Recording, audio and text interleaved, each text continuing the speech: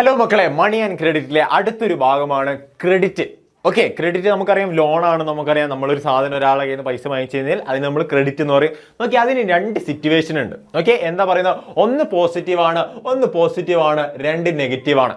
Okay, എന്താ ഇത്ര പറയുന്നത്? പോസിറ്റീവ് നെഗറ്റീവ് എന്ന് പറയുന്നത് ഈ ക്രെഡിറ്റ് എടുത്തു കഴിഞ്ഞാൽ നമുക്ക് നന്മയല്ലേ ഉണ്ടാവുള്ളൂ സാർ? നമുക്ക് അങ്ങനെയല്ല. എന്താണ്? രണ്ട് സിറ്റുവേഷൻ ഉണ്ട്. എന്താ മക്കളെ? രണ്ട് സിറ്റുവേഷൻ ആണ്. അതിൽ ഒന്നാമത്തെ സിറ്റുവേഷൻ നോക്കിയേ, to meet the production expenses when the production is complete then it is profit earnings will increase. എന്താ പറയുന്നത്? നമ്മൾ ഒരു ബിസിനസ് സ്റ്റാർട്ട് ചെയ്യണമെന്ന് വിചാരിക്കുക. അങ്ങനെ ബിസിനസ് സ്റ്റാർട്ട് ചെയ്യുമ്പോൾ സ്വാഭാവികമായിട്ട് എന്തുണ്ടാവുന്നുണ്ട് മക്കളെ?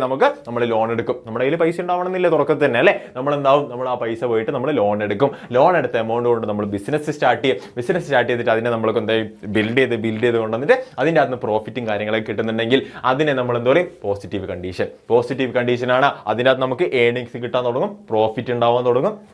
ഓക്കെ, അതെന്താണ്? ഒന്നാമത്തെ കണ്ടീഷനാണ് ഹാപ്പി, ചിരിക്കണ ഫേസ്. ഓക്കെ, അതിനുശേഷം നോക്കിയ മക്കളെ, രണ്ടാമത്തെ കണ്ടീഷനാണ് നമുക്കിവിടെ കുറച്ച് സാഡ് ആയിട്ടുള്ള കണ്ടീഷൻ. എന്താണ്? നമ്മുടെ സ്വപ്നയുടെ കേസ് പറയുന്ന പോലെ, അല്ലേ? നമ്മളെന്താണ് ടെക്സ്റ്റ് ബുക്കിൽ സ്വപ്നയുടെ കേസ് കണ്ടിട്ടുണ്ട്. അതുപോലെ ഒരു സാധനം. എന്താണ്? നമ്മളിപ്പോൾ ഒരു ലോൺ എടുത്തു, ഒരു ബിസിനസ് സ്റ്റാർട്ട് ചെയ്യാൻ വേണ്ടി നമ്മൾ ലോൺ എടുത്തു. പക്ഷെ നമ്മൾ ബിസിനസ് എന്ത് ചെയ്തു? നമ്മൾ വിചാരിച്ച എത്ര വളർന്നില്ല, നമുക്ക് നഷ്ടം സംഭവിച്ചു. ആ നഷ്ടം നികത്താൻ വേണ്ടിയിട്ട് നമ്മൾ വീണ്ടും ലോൺ എടുക്കുകയാണ്.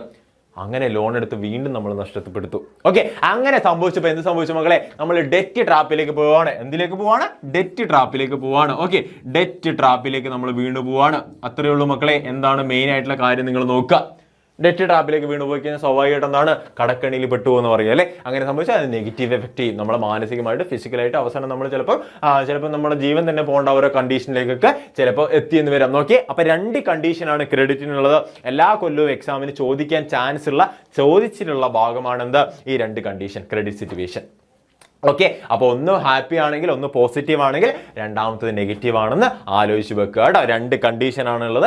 രണ്ട് കണ്ടീഷൻ മക്കൾക്ക് കൃത്യമായിട്ട് എക്സാമ്പിൾ വെച്ചിട്ട് എഴുതാൻ പറ്റുമെങ്കിൽ അത്രയും നല്ലതായിരിക്കും കേട്ടോ. നിങ്ങൾക്ക് ഒരു എക്സാമ്പിൾ വെച്ചിട്ടൊക്കെ എഴുതാൻ പറ്റുമെങ്കിൽ അത്രയും നന്നായിട്ട് നിങ്ങൾക്ക് എന്താ പറ്റും? എക്സാമിന് മാർക്ക് സ്കോർ ചെയ്യാൻ പറ്റും. നിങ്ങൾ ടെക്സ്റ്റ് ബുക്കിൽ എക്സാമ്പിൾ തന്നെ എടുത്തോ.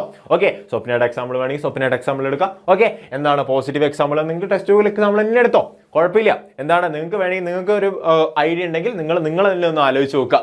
നിങ്ങൾക്ക് തന്നെ കൊണ്ടുവരാവുന്നേ ഉള്ളൂ, അല്ലേ? ഐഡിയാസ്. എന്താണ്? ഒരാൾ ബിസിനസ് സ്റ്റാർട്ട് ചെയ്തു, ആ ബിസിനസ് പൊട്ടിപ്പോയി, അത് നമുക്ക് എന്താണ് സിമ്പിളായിട്ട് ഡെറ്റ് ട്രാപ്പിലേക്ക് പോയി. നേരെ തിരിച്ചാണെങ്കിൽ എന്ത് ചെയ്യുക? അയാൾ നന്നായിട്ട് നല്ല ഡെവലപ്പൊക്കെ ആയി, അയാൾക്ക് പ്രോഫിറ്റും കാര്യങ്ങളൊക്കെ നിങ്ങളൊരു പേരൊക്കെ ഇട്ടോ.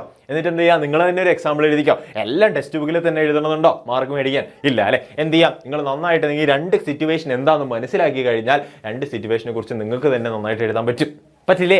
പറ്റണം. അത്രയേ ഉള്ളൂ. വളരെ സിമ്പിളായിട്ട് രണ്ട് കോൺസെപ്റ്റ് ആണ്. അത് കിട്ടിക്കഴിഞ്ഞാൽ അടിപൊളിയായിട്ട് പഠിക്കുക കേട്ടോ. ഓക്കെ.